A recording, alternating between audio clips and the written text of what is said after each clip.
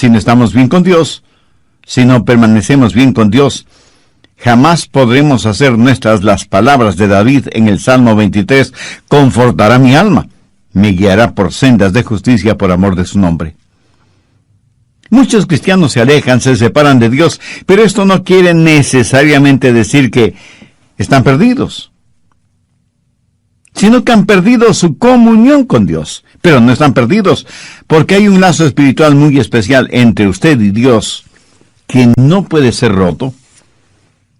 Pero aunque es cierto que nuestra relación con Dios no puede ser rota, la comunión con Dios puede ser interrumpida, y el gozo íntimo puede ser perdido. La oración de David en el Salmo 51 ilustra perfectamente este punto. Vuélveme el gozo de tu salvación. David no perdió su salvación, pero sí perdió el gozo de su salvación, y quiso que ese gozo le sea restaurado. Y Dios le restauró, y por eso David pudo decir en el Salmo 23, confortará mi alma. Ahora, ¿cómo Dios nos restaura? Permítame compartir con usted 3 cosas maravillosas que he aprendido en el Salmo 23. Las he estudiado y meditado profundamente, y se han vuelto en mi experiencia personal. Primero, el ministerio del pastor. David se comparó a sí mismo como una oveja, por eso dijo, Jehová es mi pastor. En el Nuevo Testamento y el capítulo 10 de Juan encontramos que Jesús dijo, yo soy el buen pastor. Y Jesús, como el buen pastor, hace algo definitivo cuando sus ovejas se descarrían. De paso, le diré que hay 3 clases de ovejas. Las necias. ¿Conoce usted a alguien así? ¿No? Pues mírese en un espejo y verá a una oveja necia. Las ovejas necias quieren hacerlo todo a su manera. Por lo general pensamos que las ovejas como animalitos dóciles y fáciles de guiar, pero eso no es cierto. A veces las ovejas pueden ser muy necias. Quieren ir por donde ellas quieren ir. Por lo menos así lo dice el profeta Isaías. Todos nosotros nos descarriamos como ovejas, cada cual se apartó por su camino. ¿Queremos hacer? Pues lo que queremos hacer. Somos necios a la enésima potencia, y son las ovejas necias las que necesitan ser restauradas. Segundo, hay las ovejas descarriadas. Estas son las ovejas que involuntariamente se descarrían. Son las que descuidadamente se van por otro lado, y muchas veces caen en pozos de engaño, y se ven rodeadas de espinas y se separan de su pastor, van a lugares muy precarios y necesitan ser restauradas y traídas de regreso al redil. Y en tercer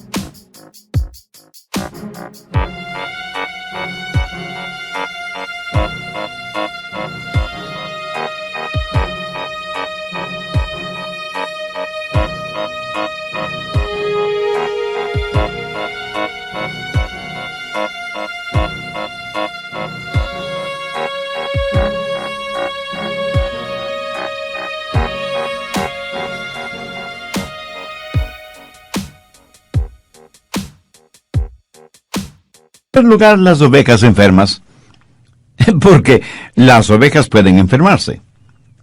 Hay muchos enemigos allá afuera en forma de enfermedades que pueden envenenar, o enredar, o herir a las ovejas. Y cuando se enferman, las ovejas necesitan ser curadas, sanadas, restauradas. Entonces es la responsabilidad del pastor el cuidar de sus ovejas. ¿Pero cómo lo hace? ¿Cómo el buen pastor restaura a una oveja necia? Si usted es como una oveja necia, ¿cómo puede ser restaurado? Bueno, el buen pastor tiene 3 instrumentos para hacerlo: un báculo o cayado, una vara y una botella de aceite. Y él usa esas tres cosas para restaurar a una oveja necia. ¿Qué es el báculo o cayado? El pastor buscaba un arbolito que estuviera recién creciendo, lo sacaba de raíz, cortaba todas esas raíces, limpiando el resto del palo, y lo pulía todo prolijamente. Y en el muñón que formaban las raíces al extremo del palo, clavaba unos cuantos clavos o incrustaba pedacitos de metal, hasta que el báculo tenía un considerable peso. Era una poderosa arma en sus manos. Le servía tanto para defender a las ovejas de sus depredadores naturales, como de ladrones de ovejas. También podía servirle como una jabalina, y pasaba muchas horas practicando hasta tener una excelente puntería. Así que ese báculo no solo le servía para defender sus ovejas, sino para defenderse él mismo de los ladrones, los lobos y las aves de rapiña que abundaban en las colinas y los montes. Pero a veces tenía que utilizar el báculo de las ovejas para corregir a las necias, y lo hacía en forma drástica y severa. Con el báculo rompía una de las patas de la oveja e inmediatamente la vendaba poniéndole un soporte y cubriendo la pata afectada con aceite. Y esto lo hacía hasta cuando la oveja se sanara. Él llevaba a esa oveja enferma en sus hombros y la alimentaba y vertía aceite sobre el vendaje, y cuando la pata se sanaba, ayudaba a la oveja a estar firme en sus patas. Pero esto es lo interesante. La oveja enferma y restaurada en su salud permanecía muy cerca del pastor. En el material que estudié sobre este asunto, descubrí que esa oveja necia, quebrantada y disciplinada, iba a donde el pastor iba, y se convertía en una especie de líder del rebaño. Extraordinario, ¿no le parece? Cuando leí esta información, no pude dejar de pensar en Oseas 6:1. Venid y volvamos a Jehová, porque Él arrebató y nos curará, hirió y nos vendará. ¿Lo entiende? El mismo Dios que nos hiere es el mismo Dios que nos cura, a fin de que podamos estar junto a Él. Creo que esta es la razón por la cual David dijo que antes de ser afligido, Él se había descarriado. Y en Hebreos leemos que el patriarca Jacob, quien fue también un pastor, se alejó de Dios. La Biblia nos dice que Jacob luchó con Dios físicamente. ¿Sabe lo que Dios hizo?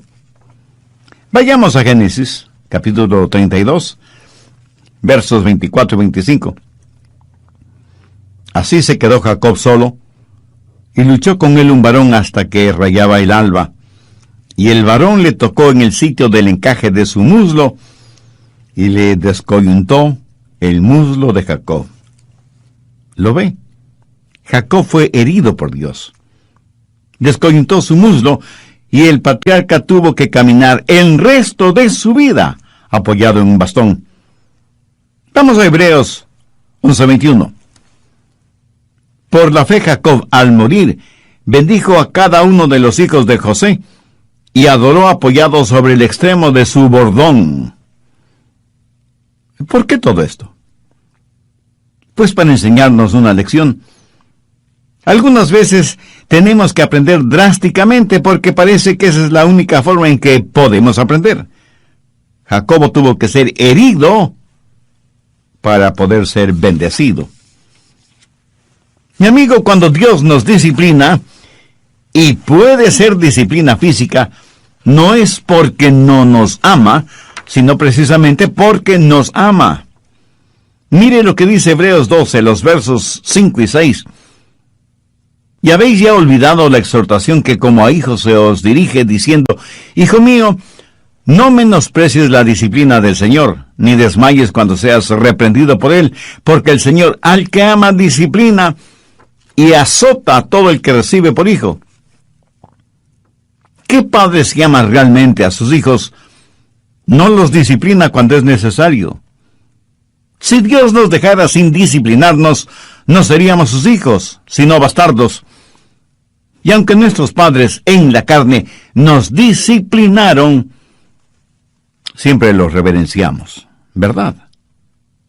Ahora, por lo tanto, no deberíamos estar sujetos a nuestro Padre en el Espíritu y vivir. Y no debemos olvidar que la disciplina que proviene de parte de Dios es para que seamos partícipes de su santidad. La Biblia dice en Hebreos 12:11, en verdad que ninguna disciplina al presente parece ser causa de gozo, sino de tristeza, pero después da fruto apacible de justicia a los que en ella han sido ejercitados. Ahora, cuando esta disciplina le llega a usted, hay 3 cosas que usted puede hacer de acuerdo a lo que dice Hebreos 12:5. Hijo mío, no desprecies la disciplina del Señor. O sea, que usted puede resentirse. Pero sería una necedad de su parte el hacerlo, por varias razones. Primera, la disciplina revela algo. Esa clase de disciplina revela que usted es un hijo o una hija de Dios. O sea que revela una relación filial. Mire el verso 6, porque el Señor al que ama disciplina y azota a todo el que recibe por hijo. Permítame repetir lo que ya dije hace algunos minutos. Es porque Dios le ama que le disciplina. No es que el pastor no amara a su oveja, el motivo para quebrarle la pata, sino precisamente todo lo contrario. Eso es un severo caso de disciplina. Y a veces, mi estimado amigo, a veces nuestro amor tiene que ser duro. Y seguramente algunos de ustedes burlonamente me dirá, bueno, yo vivo en pecado, hago lo que quiero hacer, voy a donde se me antoja, soy el capitán de mi propio destino y sin embargo Dios nunca me ha disciplinado. Pues, mi amigo, le aconsejo poner mucha atención al verso 8. Pero si se os deja sin disciplina, de la cual todos han sido participantes, entonces sois bastardos y no hijos. ¿Qué está diciendo Dios? Dios está diciendo que si usted fuera hijo de Él, ya le hubiera disciplinado. Pero si no es hijo de Dios, si usted declara que es un cristiano sin serlo, entonces usted es un bastardo. Y recuerde que esta dura expresión proviene de las palabras de Dios. Así que no argumente conmigo al respecto, argumente con Dios. En segundo lugar, renueva su adoración. En el verso 9 leemos, por otra parte, tuvimos a nuestros padres terrenales que nos disciplinaban y los venerábamos. ¿Sabe que hombres maduros no tienen ningún problema contando cómo sus padres les disciplinaban? Dicen, por ejemplo, mi padre cuando me disciplinaba con todas sus fuerzas. Lo interesante es que estas declaraciones las hacen con verdadero orgullo y dicen, les dábamos verdadera reverencia porque sabíamos que tenían definidos sus valores y paradigmas y por eso les amamos y les respetamos. Yo siento verdadera tristeza por niños que viven en hogares en donde sus padres no les aman y por lo tanto no les corrigen.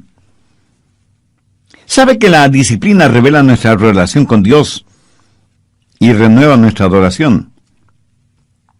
Ahora bien, si damos reverencia a nuestros padres terrenales, ¿no deberíamos dar adoración, respeto y veneración a nuestro Padre Celestial?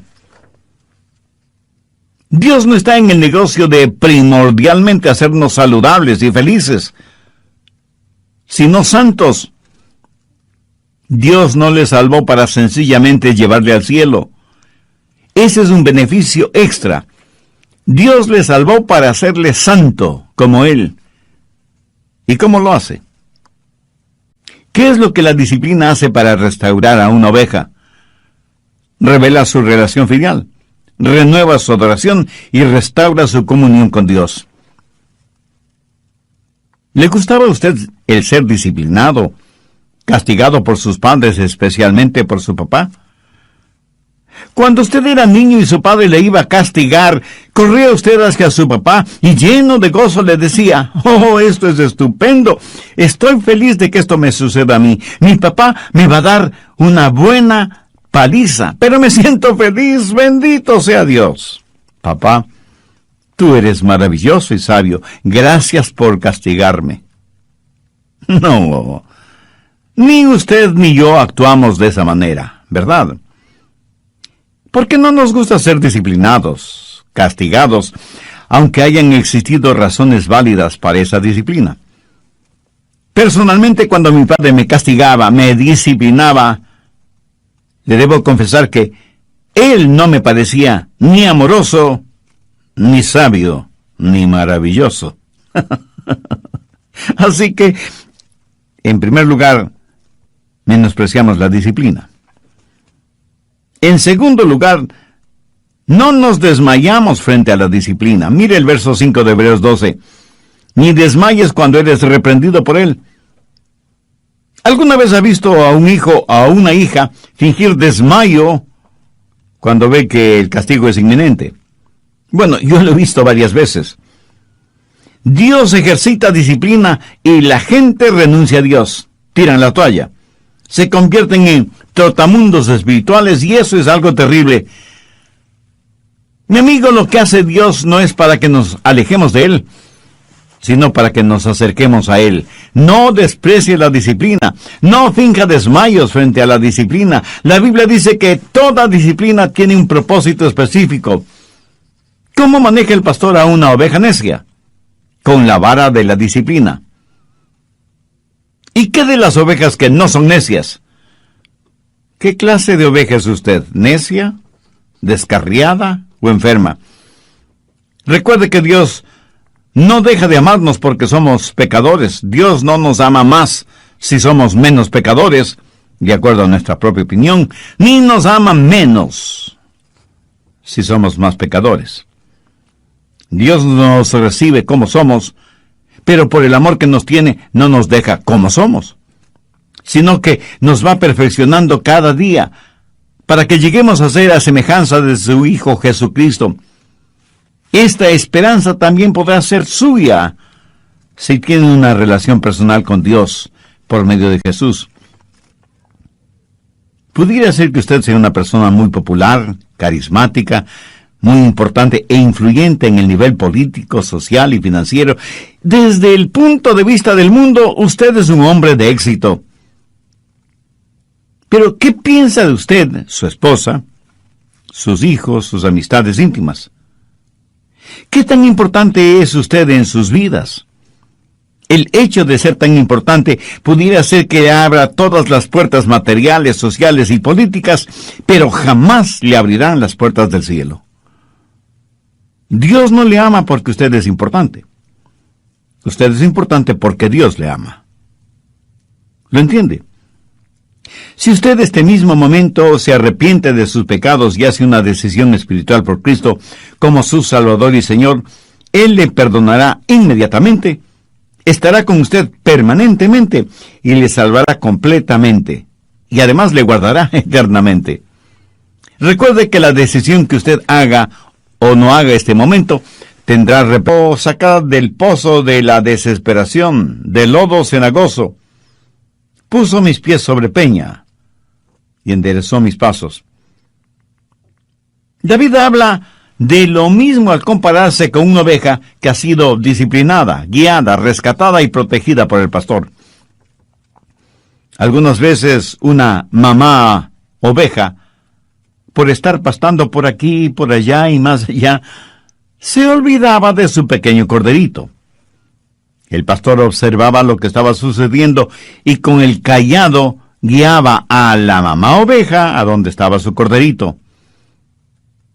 Eso es lo que necesitan hacer los pastores en nuestros días, a fin de que ovejas y corderitos estén juntos, permanezcan juntos y se desarrollen juntos.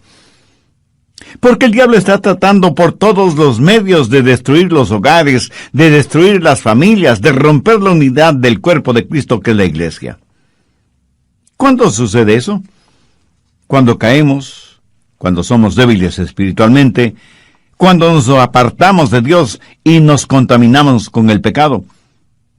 Pero gracias a Dios que Él tiene una vara y un cayado, no solo para disciplinarnos, guiarnos, rescatarnos y defendernos, sino también para mantenernos junto a Él. Pero aún hay algo más. Todos somos ovejas enfermas. Verá, cada noche el pastor traía las ovejas al redil. Recuerde que Jesús es la puerta de las ovejas. Dentro del redil las ovejas estaban seguras, pero en la puerta estaba el pastor bloqueando el mismo hueco que servía como puerta del redil. De esa forma nadie podía entrar o salir del redil sin que el pastor lo supiera. Y cada noche él las contaba y las llamaba por su nombre. Y no solo que las contaba y las llamaba por su nombre, sino que además las acariciaba. Ponía sus manos sobre sus ovejas y hundiendo sus dedos en la lana y mirando atentamente, buscaba por si su oveja tenía alguna herida o por si algún insecto se había adherido a la piel de la oveja. Y cuando encontraba alguna herida o alguna laceración en la piel de la oveja, usaba el aceite para curarla. Especialmente los cortes en la cabeza o en las fosas nasales. Literalmente ungía la cabeza de la oveja con aceite. Ese aceite estaba mezclado con sulfuro y brea y servía también como insecticida para alejar a las moscas que pululaban alrededor de la nariz de la oveja. Gracias a Dios que el aceite, que representa al Espíritu Santo que nos protege de moscas diabólicas y que nos consuela cuando estamos lacerados y doloridos o cuando estamos heridos espiritualmente. Nuestro buen pastor nos conoce y nos conoce por nombre y nos restaura y nos sana y nos cuida para que siempre estemos junto a Él. El buen pastor David tuvo todas esas cosas en mente cuando dijo: confortará mi alma. David fue necio y tuvo que ser quebrantado. Se desvió del camino y tuvo que ser traído de regreso. Y aunque estuvo herido de gravedad, Dios le sanó. Le agradece a Dios usted cuando le disciplina, cuando le corrige. Y pienso en mi propia vida. Y sé que estoy vivo porque mi buen pastor usó conmigo su vara, su cayado y su botella de aceite. ¿Puede usted decir lo mismo? ¿Puede recordar las veces en que Dios usó su vara y su cayado en usted? Yo sí me acuerdo. Pero Él no solo ha usado su vara y su cayado en mí, sino también su aceite curador, sanador, renovador. Yo doy gracias a Dios por su Hijo, mi buen pastor, el que conforta mi alma. En tercer lugar tenemos la maestría del pastor. El buen pastor no solo que restaura nuestra alma y nos guía por sendas de justicia, pero para restaurarnos Él tiene que tener dominio sobre nosotros. Y cuando tiene dominio sobre nosotros nos guiará, será nuestro maestro, nuestro mentor. ¿Sabe cuál es el triste problema para muchos seres humanos? Que están más interesados en ser restaurados físicamente que en ser sanados espiritualmente. Si es que usted no camina desde la restauración hasta la justificación, usted estará de regreso a los mismos viejos problemas. Muchos quieren caminar rectamente, pero no en el camino de la obediencia a Dios. Recuerde que a quien mucho se le ha perdonado, mucho debe amar.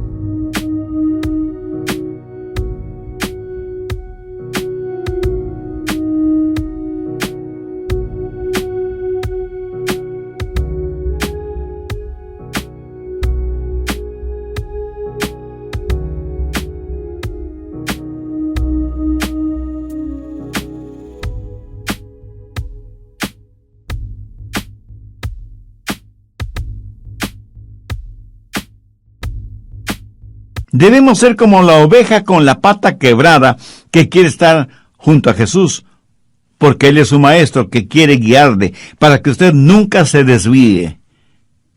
Así que, ¿cuándo aprenderemos? ¿Cuántas veces más resbalaremos y caeremos antes de aprender a estar junto al buen pastor? Recuerde las palabras que Jesús mismo dijo. Él es el buen pastor, y sus ovejas conocen su voz y le siguen. Ahora escúcheme. 3 cosas son necesarias para seguir al buen pastor. Primero, tiene que estar obsesionado con el pastor. O sea, usted debe amar apasionadamente a Jesús. Su amor por Él debe estar por encima del amor que pueda tener por cualquier otra persona o cualquier otra cosa. Segundo, tiene que observar detenidamente al pastor. Como ya lo he mencionado antes, las ovejas tienen una muy pobre vista. Para todo propósito práctico, el pastor es quien tiene buena vista, como para compensar la mala vista de sus ovejas. Tercero, usted tiene que obedecer al pastor. Usted no puede obedecer a nadie cuya voz desconoce. ¿Cómo puede escuchar la voz de su pastor? Únicamente teniendo su tiempo de quietud. Debería estar en pastos delicados, meditando en su palabra. O sea, rumiando su palabra. Esa es la forma. El pastor le guiará. Usted escuchará su voz en el mundo. Jesús manifestó que sus palabras eran espíritu y vida, y que Él había venido para que podamos tener vida y vida en abundancia. Su pastor le guiará por sendas de justicia por amor de su nombre. Esa es la maestría del pastor. ¿Sabe qué es lo malo con muchos de nosotros? Que tratamos de no tener problemas en vez de buscar la justicia. Todo es tan negativo. Tuve un amigo, Mike Glenn, quien era jugador profesional del fútbol americano. Jugó por la Universidad de Auburn y luego profesionalmente jugó para los Delfines de Miami. Cuando él se graduó en Auburn, su entrenador le preguntó: Mike, ¿me ayudarías a reclutar a algunos candidatos? Mike le dijo que sí. Y a su vez le preguntó: entrenador, ¿qué clase de prospectos estamos buscando? Y el entrenador le dijo: hay jugadores que cuando son derribados en el campo de juego se quedan tendidos en el suelo. Esa clase de jugadores no nos interesan. Cuando un jugador es tumbado y se pone de pie inmediatamente y nuevamente es tumbado y vuelve a ponerse de pie, tampoco es el tipo de jugador que buscamos. Pero sí nos interesa el jugador que puede poner en el suelo a los demás. Mi amigo, yo soy muy grato por tener un Dios que nos restaura, que cuando estamos caídos nos levanta. Y a todos nos gusta estar de pie, pero no nos gustaría el pasar de la defensiva a la ofensiva. No nos gustaría ser una verdadera fuerza de Dios, que simplemente ser una víctima siempre en necesidad de restauración. El pastor me guía por sendas de justicia. Usted, mi amigo, ¿por qué no determina hoy mismo que va a estar bien con Dios, que está listo para escuchar la voz del pastor, que va a sumergirse en la palabra de Dios? En tercer lugar, la majestad del pastor. Él me guía por sendas de justicia. ¿Por qué no decide hoy mismo que va a estar bien con Dios y a permanecer bien con Dios? Que va a escuchar la voz de su pastor, que va a meditar en su palabra y va a obedecer su palabra. Que va a reconocer la majestad del pastor, porque Él es el único que puede confortar su alma y guiarle por sendas de justicia por amor de su nombre. ¿Cuál es el nombre de ese pastor? Jehová en el Antiguo Testamento, Jesús en el Nuevo Testamento. Jehová, Jesús y la obediencia de las ovejas. Jesús nos enseñó a orar: Padre nuestro que estás en los cielos, santificado sea tu nombre. El rey Salomón dijo que el nombre de Jehová era como bálsamo. Voy a compartir con usted algo muy interesante. El nombre de Jehová era el sagrado y solemne nombre en todo el Antiguo Testamento, pero no se lo encuentra ni una sola vez en el Nuevo Testamento. ¿Por qué? Porque Jesús es nuestro Jehová. Él es nuestro buen pastor. ¿Sabe lo que significa el nombre de Jesús? Significa Jehová salva. Eso es lo que literalmente significa. Leemos en Mateo 1:21, y llamará su nombre Jesús, porque él salvará a su pueblo de sus pecados. Ese fue el mensaje del ángel a María. Por lo tanto, mi estimado amigo, si él es mi pastor y yo soy su oveja, yo no quiero traer deshonra a su nombre. Proverbios 22:1 dice: de más estima es el buen nombre que las muchas riquezas. Cuando nuestros hijos eran pequeños, yo les llevaba a la escuela y les decía, al despedirme: recuerden que les amo mucho, pero también quiero que recuerden quiénes son y a quién en realidad pertenecen. ¿Saben? Yo creo que el Señor les dice lo mismo a sus ovejas. Recuerden quiénes son y a quién pertenecen. Ustedes son mis ovejas. Mi nombre está fundido con el de ustedes, y quiero guiarles por sendas de justicia por amor a mi nombre. Amigo, permítame hacer una confesión. Yo preferiría morir antes que traer deshonra a mi esposa, mis hijos, mis padres, y sobre todo a Dios. ¿Quién me da la fortaleza? Pues mi buen pastor, quien me pone en la senda correcta cuando me desvío, y lo hace día a día. Por eso hay en mi corazón siempre el deseo de glorificar su nombre. ¿Siente usted de la misma manera? Espero que sí. Alguien dijo que el nombre de Jesús es todos los aleluyas en 5 letras. Y eso es verdad. Usted y yo seguramente conocemos a personas sumidas en el pecado, y ningún mero mortal puede salvarles. Pero hay un nombre, un precioso nombre, que perdón y pureza puede darles. Hay vidas que están perdidas, prisioneras de las cosas terrenales, pero hay un hombre, Jesús, que del pozo de las tinieblas puede sacarles. Mi amigo, ¿no le parece eso extraordinario? El ministerio del pastor, la maestría del pastor, la majestad del pastor. Jehová es mi pastor, nada me faltará. Por favor, en el Nuevo Testamento de su Biblia, busque la segunda epístola de Pablo a Timoteo, capítulo 2. Veamos el versículo 19. Pero el fundamento de Dios está firme, teniendo este sello: conoce al Señor a los que son suyos, y apártese de iniquidad todo aquel que invoca el nombre de Cristo. Jehová es mi pastor. Nada me faltará. En lugares de delicados pastos me hará descansar, junto a aguas de reposo me pastoreará. Confortará mi alma. Me guiará por sendas de justicia, por amor de su nombre.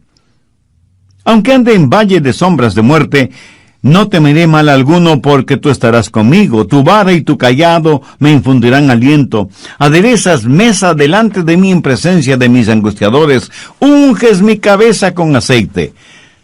Mi copa está rebosando. Ciertamente el bien y la misericordia me seguirán todos los días de mi vida, y en la casa de Jehová moraré por largos días. Mi amigo, mi amiga, es Jehová su pastor.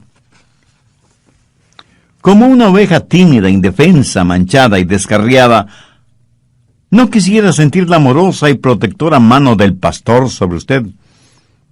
Si usted aún no tiene una relación personal con Dios por medio del Señor Jesucristo, le invito a hacer esa decisión, la más importante decisión de su vida. Piense en lo siguiente. Si usted dice que no va a tomar ninguna decisión ahora, pues ya tomó una decisión, pero es una decisión en contra de Cristo. El evangelista Dr. Lucas cita unas inquietantes palabras de Cristo cuando dijo: el que no es conmigo, contra mí es, y el que conmigo no recoge, desparrama. Voy a decir una sencilla oración, y si usted así lo desea, repítala conmigo, pero dígala con fe, sinceramente, depositando toda su confianza en Jesús. No se sienta incómodo hablando con Dios. Aún silenciosamente podrá hablar con Él, porque Él conoce las intenciones y motivaciones de su corazón. Querido Dios, reconozco que he vivido en necedad espiritual por mucho tiempo, y quiero dejar de hacerlo.